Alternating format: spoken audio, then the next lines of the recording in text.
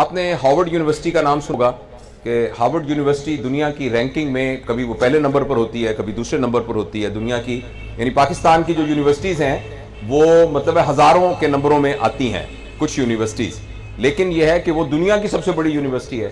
اس university میں ایک study ہوئی جس کو ہم کہتے ہیں طول العمر، یا جسے کہنا چاہیے لانگیٹیوڈنل ایک سٹڈی ہوئی، یعنی ایک تحقیق ہوئی جو کہ ابھی بھی جاری ہے، اور 76 سال ہو گئے ہیں کچھ عرصہ پہلے تک اس کی پوری تحقیق میں، جس میں وہ لوگ جو تحقیق کر رہے تھے وہ دنیا سے چلے گئے، پھر اور لوگوں نے اس ریسرچ کو آگے سے اس کو سنبھال لیا۔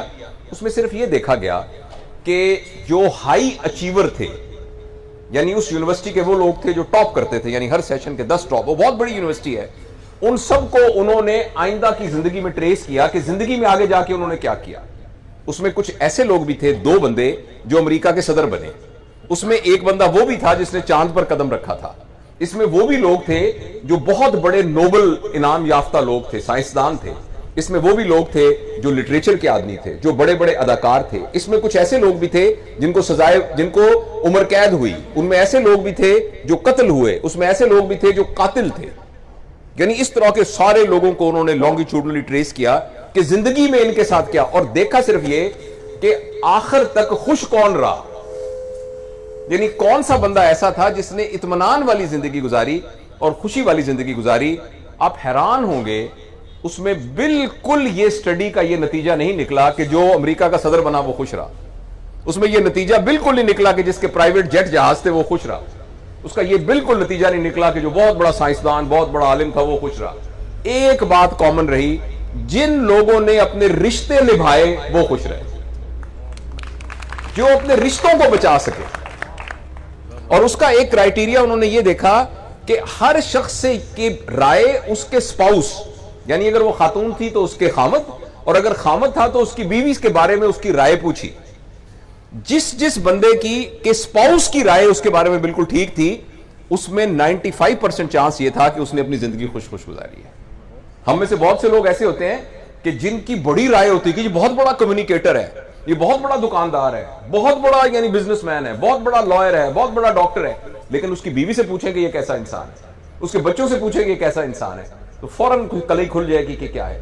تو اس اسٹڈی کے اندر انہوں نے کہا کہ جس شخص کی اس کی بیوی یا اس کے خامد اور اس کے بچے اور اس کے بہن بھائیوں کی طرف سے رائے اچھی تھی، اس بندے کا خوش ہونے اور کامیاب ہونے کے چانسز سب سے زیادہ تھے۔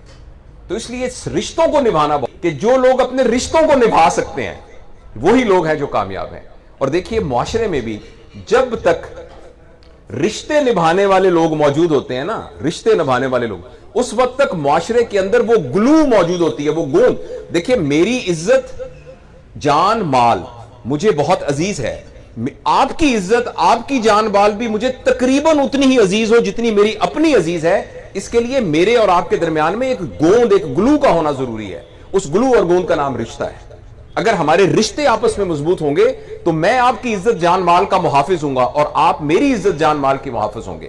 اس لیے معاشرے کے اندر، اور یہ کچھ تھا، میں آپ میں سے بہت سارے لوگ مجھ سے چھوٹے ہیں، کچھ میری عمر کے بھی ہوں گے، میں نے 1990 میں، آپ نے میٹرک کیا تھا، میں نے 1990 میں FCPS کیا تھا، یعنی اپنی فیلوشپ کی تھی، تو ظاہر ہے میں آپ سے 76 میں نے میٹرک کیا تھا، تو 86 اور 4 یعنی 14 سال تو بڑا ہوں میں آپ کی کلاس سے، تو اور باقی جو کچھ میری عمر کے بھی ہوں گے، کچھ شاید کچھ تھوڑا بہت بڑے بھی ہوں، تو میں نے ماحول اپنی آنکھوں سے دیکھا ہے۔ مجھے یاد ہے میں ایک دفعہ سڑک پار کر رہا تھا، ملتان میں ہم رہتے تھے، تو ہمارے ماسٹر جمیل صاحب تھے، تو وہاں سے گزرے تو ایک دم ایک رکشے کے نیچے میں آنے لگا، لیکن میں بچ گیا، تو ایک دم وہ سائیکل سے اتر کے میرے منہ پہ تھپڑ مارا، اور تھپڑ مار کے تمہیں شرم نہیں آتی؟ ماں پیو تو کلا پتر ہے، تو سڑک دے وچ کیویں بھجا پھردا ہے، ہن تیری لت ٹوٹ جاندی، پھر کی ہویا، پھر کی ہوندا؟ اچھا میں روتا گھر آیا، اور آ کے میرے ابو نے کیا ہوا؟ میں نے کہا جی ماسٹر چاچا جی جمیل نے مجھے تھپڑ مارا ہے۔ وہ کسی اور اسکول میں ماسٹر تھے، تو چاچا جی جمیل کہتے تھے کہ چاچا جی جمیل نے میرے تھپڑ مارے ہے، تو کیا ہوا؟ میں نے بتایا، تو ایک دم میرے والد صاحب نے آگے سے پتہ کیا کہا مجھے؟ جنرلی باپ کو کیا کہنا چاہیے کہ میرے بیٹے کو تھپڑ کیوں مارا ہے؟ انہوں نے کہا چنگا کیتا، انہوں نے بالکل چنگا کیتا، بالکل چنگا کیتا۔ تھوڑی دیر میں عصر کی نماز ہوئی تو ماسٹر جمیل دروازہ کھڑکڑایا، pain it was enough permission to enter into the home، کسی کے گھر میں داخل ہونے کے لیے یہ اجازت کافی تھی۔ پین اس کا مطلب ہے کہ جو خواتین ہیں وہ پردہ وردہ کر لیں، اور پین کہہ کے وہ اندر آ جاتے تھے۔ تو آئے تو آ کے کہنے لگے، یار اپنا اقبال صاحب وہ میں منڈے دے نال غلطی کر بیٹھا ہے, میں بڑا افسوس ہویا. انہوں نے کہا نہیں نہیں نہیں, چنگا کیتا تسی, چنگا کیتا. تو یہ جہاں دو مارنیاں سی, آپ صحیح کہہ رہے ہیں. تو میں عرض کرنا چاہتا ہوں یہ محبتیں یہاں موجود تھی, یہ اونرشپ موجود تھی, یہ ہم لوگوں کا تعلق اس معاشرے میں موجود تھا. جو چیز موجود ہے اور نہیں ہے وہ دوبارہ بھی آ سکتی ہے. میں آپ کو یقین دلاؤں کہ وہ دوبارہ بھی آ سکتی ہے. میں اور آپ اگر فیصلہ کریں, ہم دوبارہ اپنے اندر وہ رشتوں کو قائم کر سکتے ہیں, ان محبتوں کو قائم کر سکتے ہیں, اس اونرشپ کو قائم کر سکتے ہیں, اس اخلاقیات کو قائم کر سکتے ہیں جو کہ معاشرے کو بچاتی ہیں. تو انشاءاللہ العزیز اس طرح کی تقاریب ہوں گی, اس طریقے سے محبتیں ایک دوسرے کے ساتھ شیئر کریں گے تو انشاءاللہ وہ جو معاشرہ ہے وہ دوبارہ بن جائے گا. اور میں اس نتیجے پر پہنچا ہوں کہ حکومت کچھ کرتی ہے یا نہیں کرتی ہے, اور جو ہمارے مقتدر لوگ ہیں کچھ کرتے ہیں کہ نہیں کرتے ہیں. میری اور آپ کی بھی ایک حکومت ہے, میرا اور آپ کا ایک دائرہ اثر ہے, میرے اور آپ کا ایک زون آف انفلوئنس ہے. اگر آپ ایک دفتر کے ہیڈ ہیں تو اس دفتر میں کام کرنے والے سارے لوگ آپ کے زون آف انفلوئنس میں ہیں. اگر آپ ایک دکان اور ایک کاروبار چلاتے ہیں تو اس کاروبار میں رہنے والے سارے لوگ آپ کے زون آف انفلوئنس میں آتے ہیں. ہمارا جو گھر کے, میری بیوی بچے, میرے پوتے پوتیاں, وہ میرے زون آف انفلوئنس میں آتے ہیں. اور کوئی نہیں آتا تو میں خود اکیلا تو اپنے زون آف انفلوئنس میں آتا ہوں. میں پوری دنیا میں کسی اور پر اپنا اثر نہیں دکھا سکتا, میں اپنے آپ کو تو چینج کر سکتا ہوں. ہم میں سے ہر شخص جو پورے معاشرے کو دیکھنا چاہتا ہے وہ خود بن جائے.